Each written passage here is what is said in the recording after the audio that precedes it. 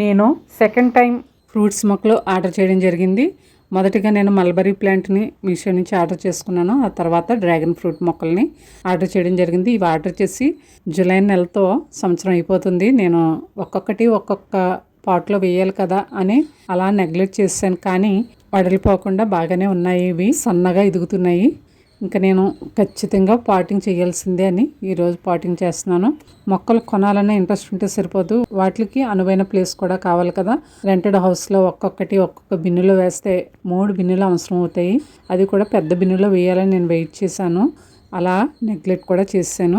చాలా చిన్న కవర్లో ప్యాక్ చేశారు. అది చాలా గ్రేట్ అని అనిపిస్తుంది. వచ్చినప్పుడైతే బాగానే వచ్చాయి. ఇవి ఇప్పటికీ బ్రతికే ఉన్నాయి పాటింగ్ చేయకపోయినా. ఈ మొక్కల్ని పాటింగ్ చేయకుండానే వీటి ఏజ్ అనేది బాగా పెరిగిపోయింది.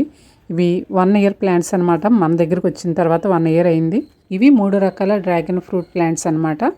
ఒకేసారి ఆర్డర్ చేయడం జరిగింది. చూద్దాం ఎలా ఉంటాయో. పెద్ద గెల హార్వెస్ట్ చూడాలనుకుంటున్నారా? అయితే పెద్ద ఎర్ర చక్కెరకేళి అరటి గెల హార్వెస్ట్ చూడాలనుకుంటే వీడియో యాడ్ చేస్తాను, చూడండి.